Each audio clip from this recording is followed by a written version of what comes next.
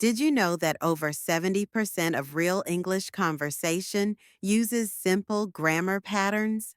Most people think grammar is only for writing, but it's everywhere when we speak too. If you want to sound natural and fluent, you need to understand how grammar works in daily talk. In this video, we'll show you how to use real grammar in real-life conversations. Just listen, repeat, and follow along.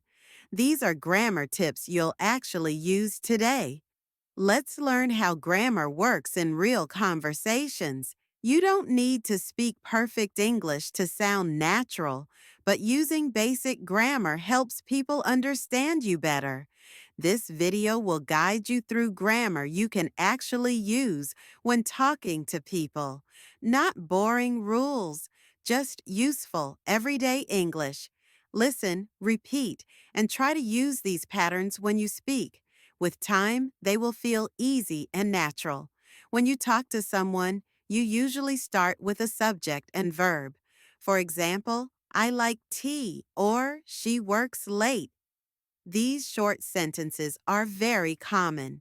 If you forget the subject, the sentence may sound strange. People might still guess what you mean, but grammar helps you be clear. So always include who or what you are talking about. Tenses are important too. In daily life, we often use the present simple tense. I go to school, he eats lunch at noon, or we play football on Saturdays. These show habits or facts. They are easy to use and very common in conversation. Listen for them when people talk about what they do every day. You'll start noticing them more often. When you talk about now, but it's happening right this second, you use the present continuous tense, like I'm cooking or she is talking to her friend. This shows something is happening at the moment. It's used in chat messages or calls a lot. Just remember subject, to be, and the ing form of the verb. That's the formula.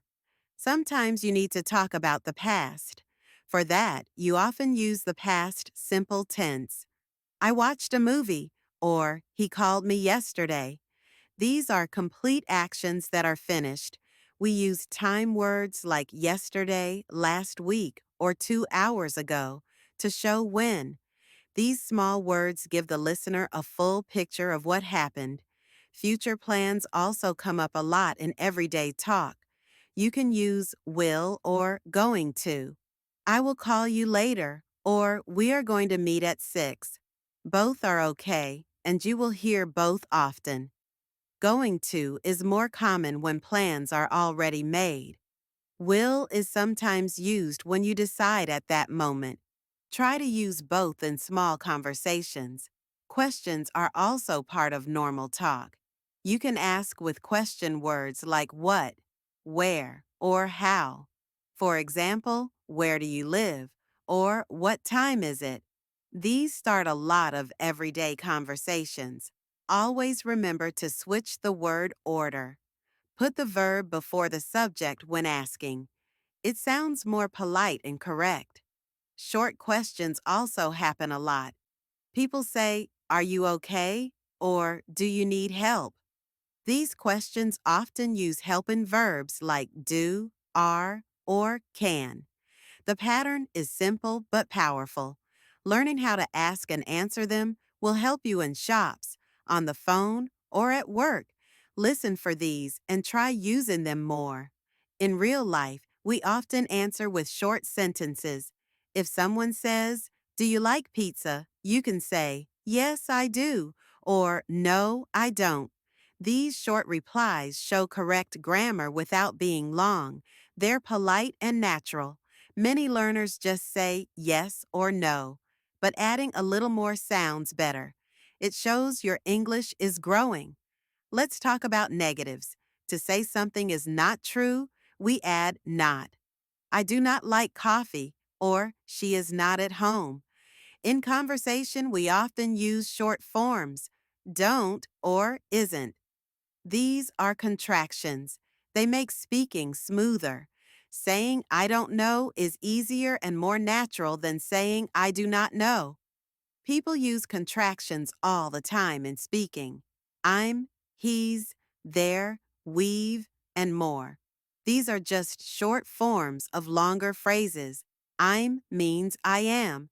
There means they are. Using contractions makes your speech sound less stiff. Try practicing them out loud. It helps you sound more fluent and friendly. Sometimes we need to give advice or suggestions. For that, we use should. For example, you should rest or he should study more. This is very common in conversation. It's polite but also helpful. You can also say you shouldn't to warn someone. These simple sentences are used between friends, family, and coworkers every day. If you want to ask for permission, use can or could. You can say, "Can I use your phone?" or "Could I borrow your book?" Could is more polite and softer. These phrases are useful when talking to strangers or in formal places. Also, to give permission, you can say, "Yes, you can," or "Sure, go ahead." Simple and kind. Another common grammar point is comparatives. When comparing two things, you add or use more. For example, this room is bigger, or that movie is more interesting. In daily talk, people compare things all the time. It helps when giving opinions. If you're choosing between two things, you will probably need these forms. Superlatives come up when you talk about the best or worst. For example, that's the best pizza, or he's the fastest runner. We use est or most for this. These help you describe your favorite or least favorite things. People love to talk about what they like most. So, these forms are fun and helpful in conversation. Pronouns also matter in speech. Words like he, she, it, they, or we help avoid repeating names. Instead of saying John is tired, John is going home, say John is tired, he is going home. This sounds smoother and cleaner. Using the right pronoun also avoids confusion. Get used to them and use them freely. Prepositions help show time and place. We say on Monday, at 5 o'clock, or in the kitchen. These little words carry big meaning. At, in, and on are used a lot, so it's good to practice them.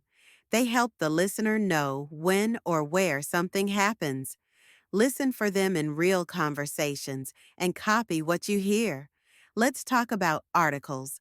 A, and the. Use a or an when you talk about something for the first time.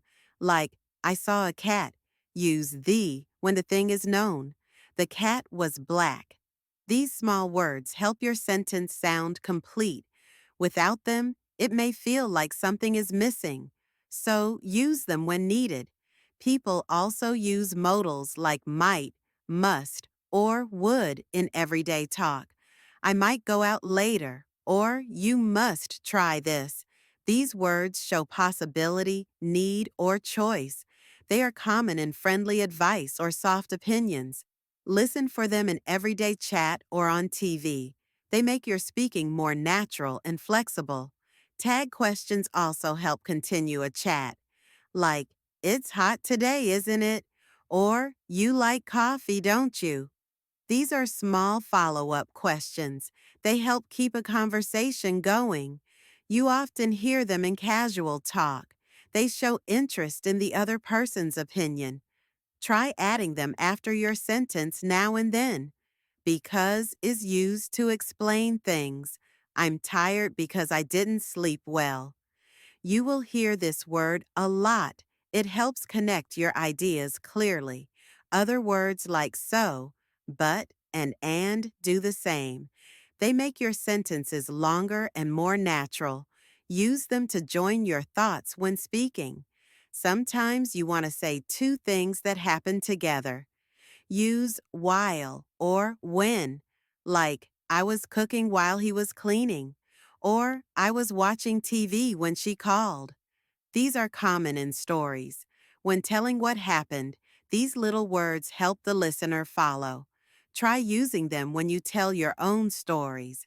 Adverbs help describe actions, like she runs quickly or he speaks softly. In everyday talk, people use words like really, just, or always.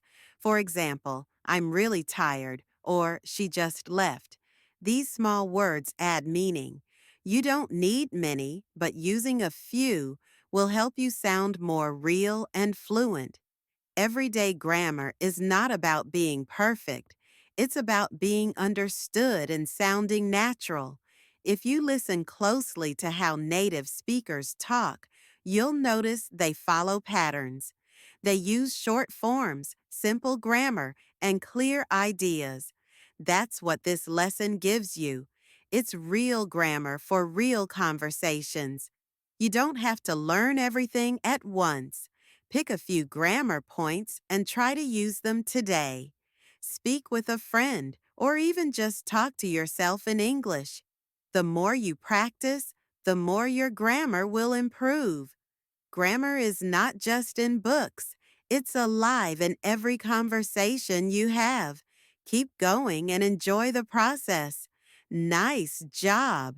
You've just learned how to use grammar the way people really speak it every day. Keep listening, keep repeating, and don't worry if it's not perfect at first. The more you practice, the easier it gets. If this lesson helped you, give it a thumbs up and share it with someone who's learning English too. Subscribe for more simple grammar you can hear, feel, and use. You're doing great. Just keep going.